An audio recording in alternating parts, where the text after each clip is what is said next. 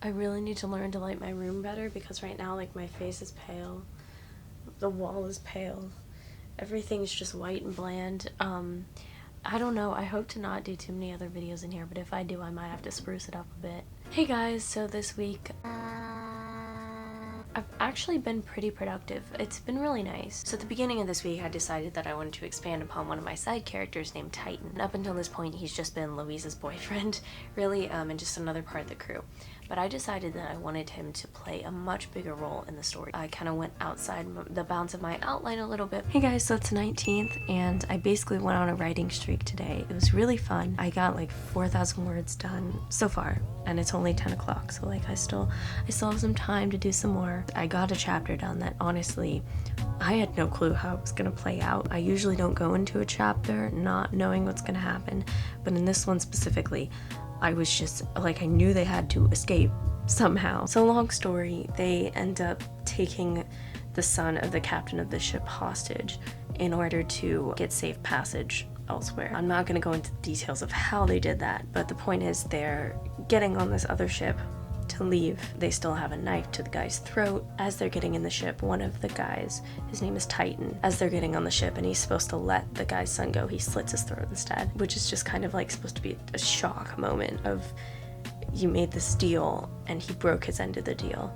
and killed the guy anyway, which not only has consequences later because it incurs the wrath of this captain, obviously, like, what a stupid decision, but it also shows so much of this character and the fact that his girlfriend, Louisa, who I've talked about before, is like totally cool with it. That's one of the things that I like about this particular story. Not to like toot my own horn or anything, but this is just something that I like to explore, is the fact that there's not like a villain and a good guy. There is a villain that slowly develops over the books. If I ever get to the final book, she'll become more prevalent and it'll all make sense, but in terms of this specific book, there's not really an enemy. And at the end, the two main characters collide, and to both of them, the other one is the enemy.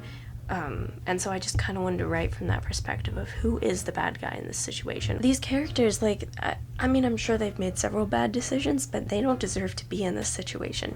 Things have happened to them, and they are in this situation of having to kill other people. And so moral relativity is something that I just really find interesting in storytelling. Just kind of tired of the dichotomy of good and evil. So instead I'm just having characters who are just doing their best who end up fighting each other.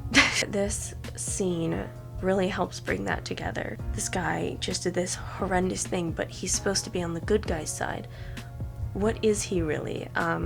And should we be supporting him? So it's supposed to be kind of morally ambiguous, which I really enjoy writing. I mean, Titan dies at the end of the book anyway, so I guess there's no real point in giving him this much of a character arc, but I don't know, I thought it would make for some interesting story. This week was the pivotal week of my work because I was going through the middle of the book, or the second act. The middle of the book is the hardest part to write, and it can either make or break a book. If you make a boring middle, no one's going to get to your amazing ending. And it's the hardest to rewrite, because if you want to rewrite any part of that, you probably are also going to have to rewrite part of the beginning or the end or both. It's really a lot of pressure. I know that the middle of the book is the hardest to write because I've written other books before and it's always been such a struggle, but I thought with this one I had a solid enough outline that it shouldn't be an issue. I'm gonna set this camera up so I don't have to hold it. Hey guys, does it look like I'm telling a ghost story?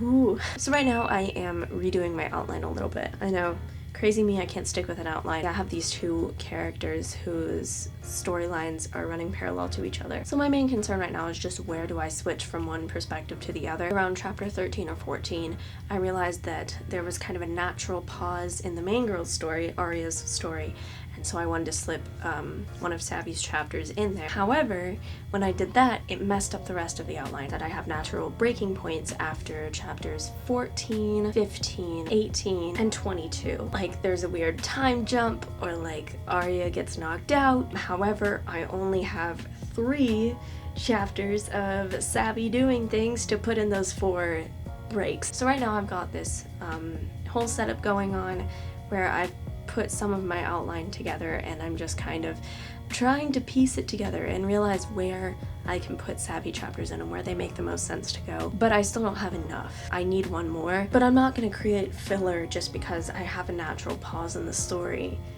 That's really dumb. The good thing is that these characters don't actually come together until chapter 24.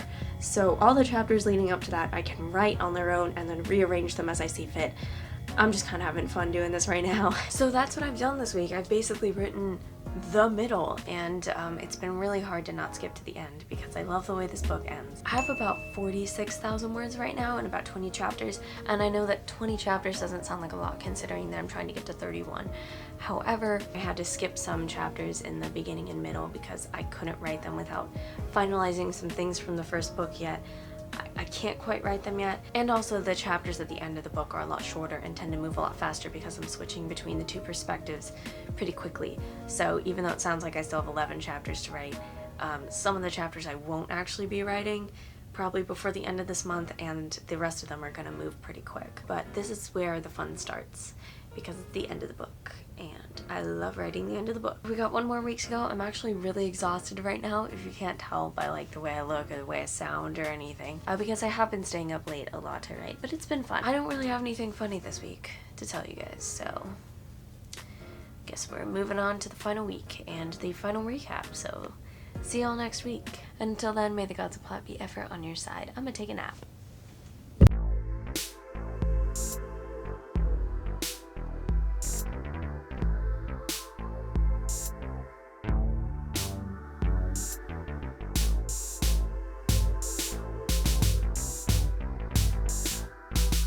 Honestly, just wake me up when this shit is over.